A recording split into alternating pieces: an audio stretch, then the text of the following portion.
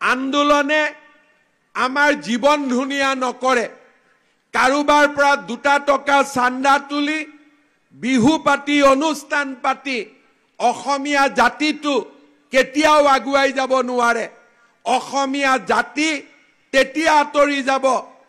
অসমীয়া জাতি তেতিয়া উন্নতিৰ চৰম শিখৰত গৈ উপস্থিত হ'ব যেতিয়া আমাৰ ছাত্ৰ ছাত্ৰীসকলে শিক্ষাক জীৱনৰ আটাইতকৈ গুৰুত্বপূৰ্ণ ব্ৰড হিচাপে আমি মানি লম তেতিয়াই আমাৰ অসমখনৰ পৰিৱৰ্তন হ'ব বহুতে বিশ্বাস কৰে যে আন্দোলন কৰি অসমৰ উন্নতি কৰিম পৃথিৱীত এনেকুৱা এটা জাতি নাই যিটো জাতিয়ে আন্দোলন কৰি উন্নতি কৰিব পাৰিছে কিন্তু পৃথিৱীত বহুত জাতি আছে যিয়ে মাত্ৰ নিজৰ নতুন প্ৰজন্মক ছাত্ৰ ছাত্ৰীসকলক উচ্চ শিক্ষাৰে বৈজ্ঞানিক বনাই ডাক্তৰ বনাই ইঞ্জিনিয়াৰ বনাই শিক্ষক বনাই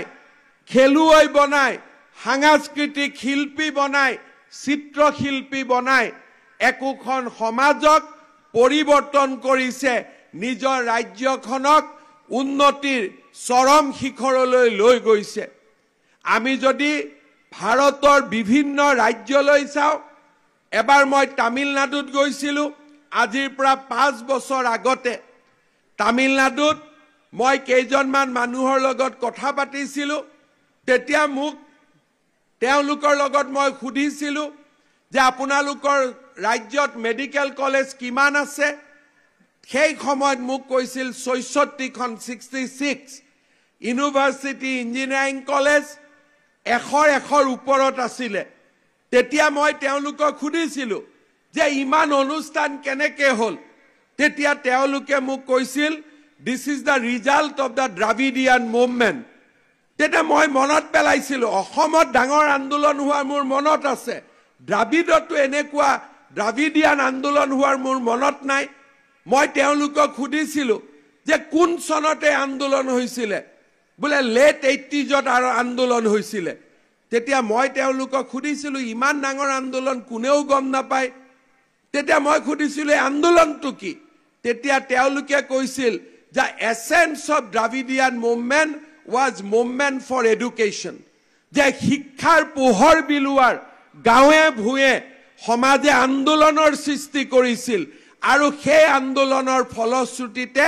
চৰকাৰে মেডিকেল কলেজ ইঞ্জিনিয়াৰিং কলেজ নিৰ্মাণ কৰিছিল যাতে তামিলসকলে বিশ্বত এটা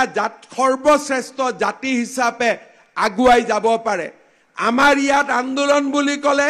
বন্ধ ধৰ্ণা পিকেটিং আমি বুজো আৰু তামিলনাডুত আন্দোলন বুলি ক'লে তেওঁলোকে শিক্ষাৰ আন্দোলন বুজে বৌদ্ধিক আন্দোলন বুজে আজি আমি চেষ্টা কৰিছো